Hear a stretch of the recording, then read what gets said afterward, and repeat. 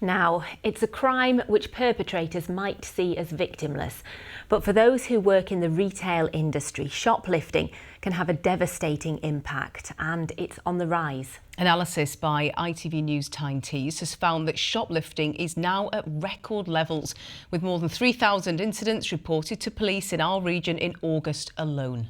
And as the trade union USDOR's Respect for Shop Workers Week draws to a close, our correspondent Tom Barton has this exclusive report.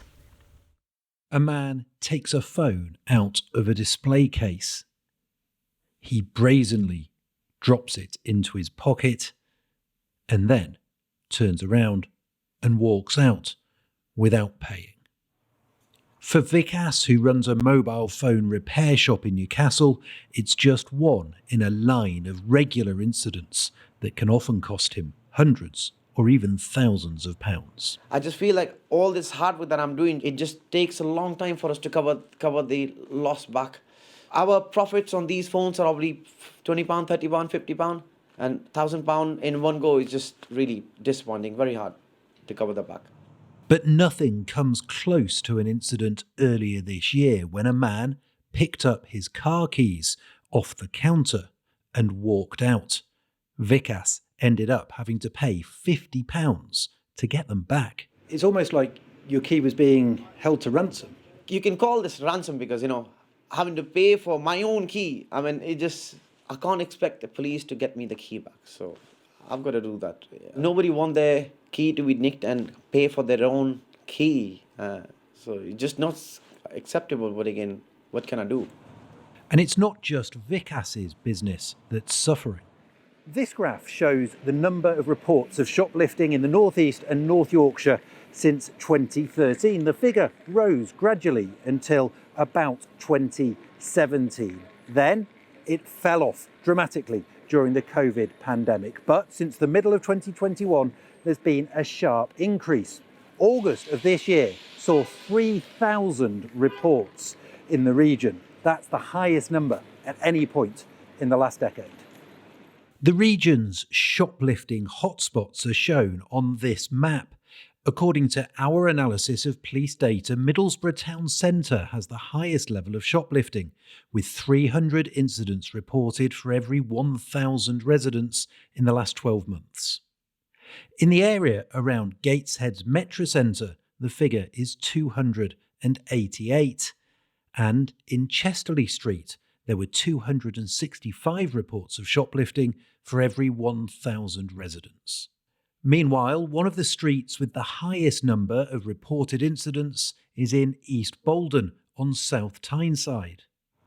At today's Extra on Station Terrace, Lala has plenty of CCTV cameras keeping an eye out for thieves. So this one, which one I complained, I can show you. And he has a phone full of recordings showing people stealing covertly and absolutely brazenly. The problem is so bad, he's now closing up shop an hour earlier every evening. Sometimes people can come with a knife, so we have a several experience. So this has happened to change us our time. So I know we are losing money, but we don't want to lose our life. That's why we are keeping like this. This is a problem. And that experience is common across the retail industry. The trade union USDOR represents shop workers, and they say wherever people work, it's a crime that can have a big impact. It's definitely not a victimless crime. It's one of those where people think if they steal off a corporation, it just gets sucked into the profits. But it's the actual event itself that is affecting our members. So from mental abuse of being screamed at, called names, shouted at, to even physically abusing them to get the product. So every aspect of that affects our members' lives. And in Newcastle city centre, they're fighting back. Watch out for the male. It's about 6 feet tall. It's got a black rain jacket on. Street rangers employed by the local business group. Introduced in the face of a surge in shoplifting, they're already having a big impact. We have them on the street, and quite often that first response on the radio call will be by one of our street rangers, really just to follow and confront. They don't physically interact with shoplifters, but more often than not, 80% of the time we're getting those goods back. Whether in city centres or in towns and villages, more and more often, the increase in shoplifting is forcing businesses to find their own ways to respond. Tom Barton, ITV News.